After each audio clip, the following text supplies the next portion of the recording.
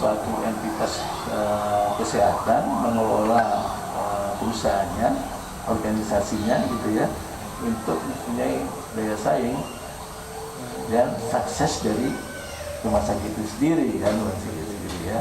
Tidak bisa dipungkiri kan sekarang terjadi suatu persaingan yang sangat ketat ya antar rumah sakit kan ya. Nah sebetulnya bisa dinilai tingkat kematangan suatu rumah sakit dengan menggunakan framework ini. Nah. Hai guys, kembali ketemu saya di Hayu Channel, Rumah Solusi, tempatnya berbagi. Selalu semangat, salam premium. Nah Kang, dalam penerapannya framework Malcolm Baldrige itu cakupannya apa saja kan? Ya, terima kasih pertanyaannya Kang Dina. Jadi aslinya Baldrige itu kalau kita merujuk pada literatur yang ada gitu sebetulnya mencakup 4 hal Kang ya. Yang pertama adalah business excellence. Baldrige ini adalah untuk kepentingan bisnis. Nah, biasanya dikasih garis miring bisnis dan non-profit ya, menggunakan framework yang sama, pertanyaan yang sama gitu. Tetapi itu nanti kalau misalnya para praktisi business excellence ini menerapkan Baldrige excellent framework sebagai rujukan, tolong diperhatikan Kang. Jadi di kategori bisnis atau cakupan bisnis itu di kolom keterangan, jadi ada pertanyaan, ya susunan ada pertanyaan, kemudian di bawahnya penjelasan, ya keterangan tentang pertanyaan tadi.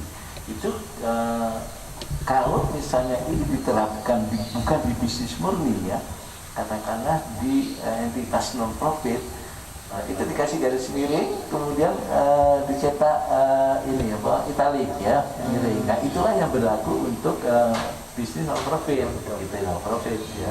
Jadi menggunakan framework yang sama ya di aspek bisnis, tapi untuk yang non profit menggunakan yang catatan yang garis miring yang italik gitu ya. Jadi kalau teman-teman para praktisi melakukan itu, tolong itu diperhatikan karena itu penting ya, karena misalnya yang non profit itu artinya kan kalau bicara masalah hasil akhir dari perusahaan itu kan tidak bicara masalah berapa profit yang dihasilkan kan gitu ya. Betul ya. Misalnya ada satu BUMN misalnya ya, BUMN yang diberikan tugas untuk menyeimbangkan harga misalnya gitu.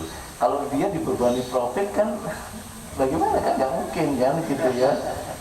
Orientasinya kan menjadi berbeda. Nah itu boleh menggunakan framework bisnis ini, tapi perhatikan untuk catatan-catatan yang di dalam tarurut italik tadi ya. Itu yang pertama. Cakup yang kedua adalah dari sisi education Kang. Jadi framework ini ada berisi pertanyaan-pertanyaan khusus untuk dunia pendidikan Kang.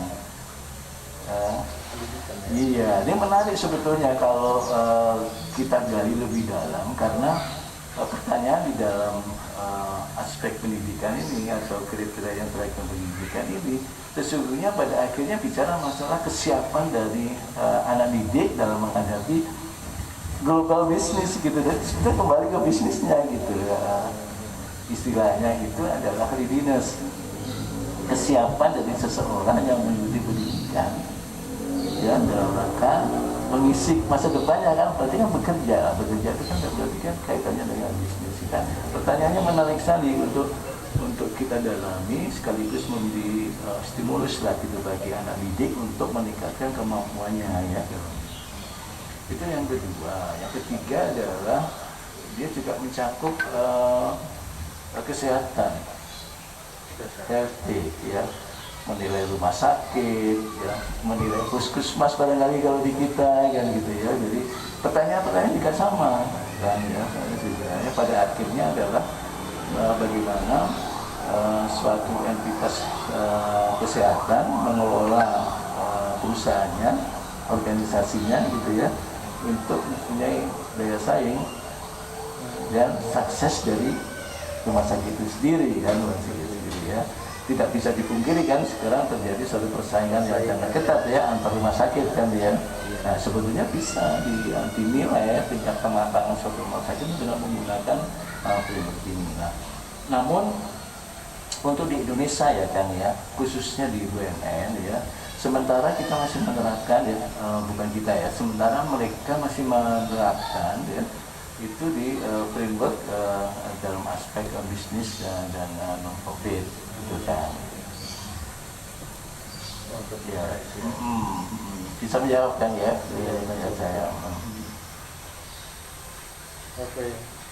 Walaupun tadi Astra sudah ada yang mencoba untuk menerapkan itu ya. Iya, Astra pun anak usaha Astra lah, saya nggak sebut namanya ya, itu menerapkan yang aspek bisnis.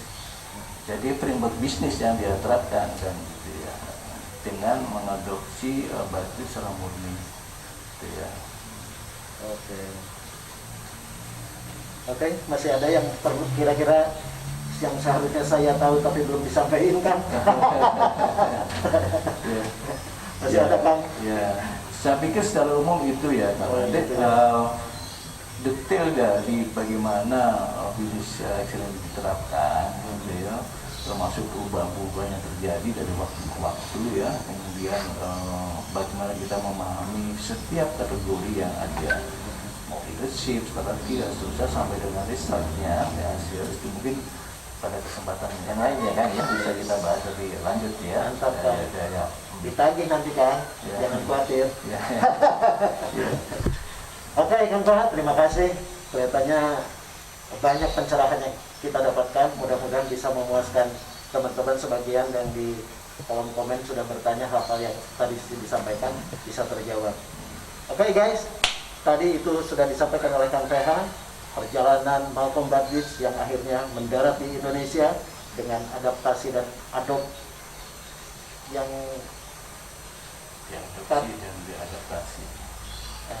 yang telah diadopsi dan diadaptasi di Indonesia.